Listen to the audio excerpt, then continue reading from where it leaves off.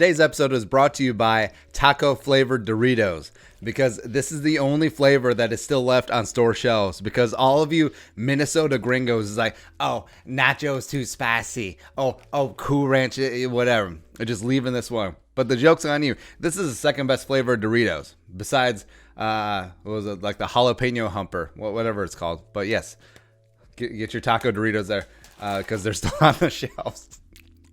Vikings, when they punted on Stefon Diggs, needed to find a replacement at wide receiver. Now, the draft, you got 12 picks, including 5 in the top 105. A lot of really good wide receiver names out there. But also, they got a little bit of cap space. They got a little bit of wham walking around money with the restructure of Danielle Hunter. Robby Anderson entering this offseason, one of the top free agent wide receivers out there.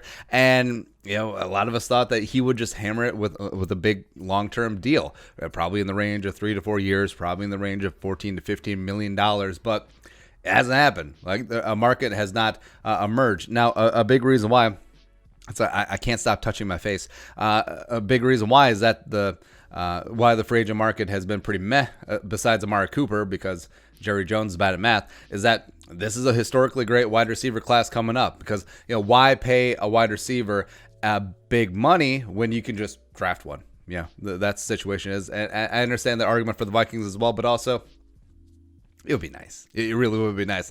And, you know, the signing of Anderson, especially when we get into it, a very short-term deal, should not stop the Vikings at all. If Jerry Jeudy is there at 22, or T. Higgins, or Laviska Shenault, or Jefferson, or whatever. And also, frankly, they should draft 2 receivers. They should take one in the first or second round. They should take one in the third, fourth, fifth round, whatever. But here's Robby Anderson. So he's out there chilling. He just tweeted out this morning, like, patience is the key.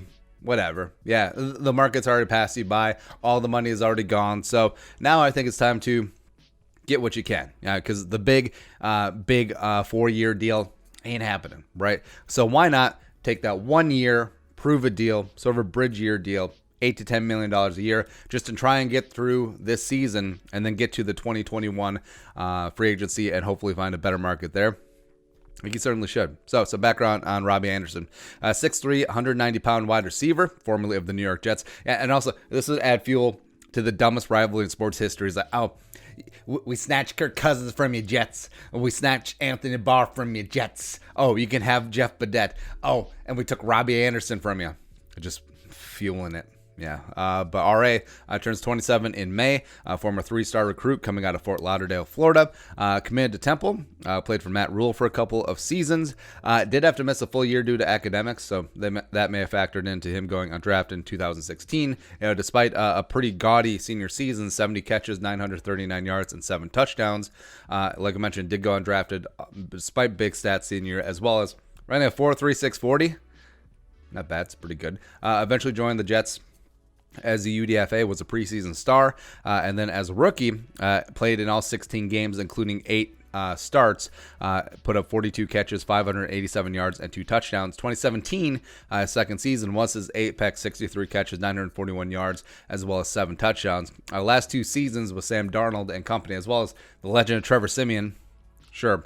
They've been solid. I mean, he's gone over 50 catches, 750 yards, and 5 touchdowns both the last 2 seasons. But offensive turnover, as well as you look at, I mean, Sam Darnold is certainly progressing, but the Jets haven't necessarily been the paragon of quarterback play the last couple of years.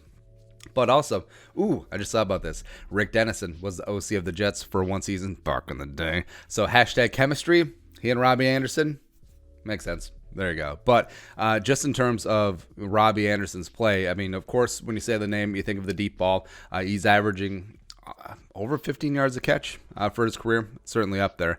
But he's also more than that. I think he's developed a lot in the intermediate game as well. But, I mean, that deep speed, that game-breaking ability is always going to be there. And now you go back to the money. And we always like pointing this out, especially guys that are late-round picks or UDFAs. So he played 3 years on his UDFA, got a second-round tender last year as a restricted free agent. And now this guy has only made $4.715 million. And now, and it's a performance-based pay, but overall, for a career, it's not a lot. There really is not a lot, especially after taxes, especially after cost of living adjusted with New York/New Jersey. Ain't a lot there. So, I mean, the market that he wants isn't developing, or if it was developed, you're gone. You're gone. So 1 year, $9 million, basically fully guaranteed. Just slap that down in front of him. Hey, Robby, it's Rick Spielman here. We fully understand that you wanted $14, $15 million a year. Ain't going to happen, right? But how about you ink it up here with the Vikings 1 year with Kirk Cousins, who's a better deep ball thrower than Darnold or anyone that you've ever played with so far in your NFL career. You can double your career earnings in one season and then banging out in 2021 as a new free agent. Hopefully the wide receiver market will be a little bit better there. Because just imagine Robby Anderson running the 9, just coming off of Kirk Cousins play action. I love it. Plus, Adam Thielen be able to work from the slot. I mean, Anderson at the X taking the top off the defense. Irvin in the slot. Then Irv BC, rookie wide receivers, TBD doing work on the other side. It's pretty sexy. I think it'd be a great pickup. Plus, we've seen what Kirk can do with deep ball specialists. You look at Deshaun Jackson in Washington. You look at Aldrick Robinson in Washington as well as here. You can consider Diggs last year as essentially a deep ball specialist as well. I wouldn't be mad at you. And it does make a lot of sense. And given that it's Kirky's team now, why not give him a couple of weapons on the outside as well? And since the Vikings do have $11 to $12 million in cap space after their Hunter restructure, if they're not making room for a big top offensive lineman signing, if they're not making room for Clowney, I mean, why not put it to work? Bring in Robby Anderson. But they'll probably just sign Rashad Perriman for $4 million, and he'll revert to Ravens Rashad Perriman, and he'll be terrible because that's how things work. But your thoughts. Robby Anderson, let us know in the comment section below. Also, subscribe for daily Vikings takes. You want to support the work, pull us on the Venmo. Please give us a follow on social media as well. But until next time, Skol Taco Doritos.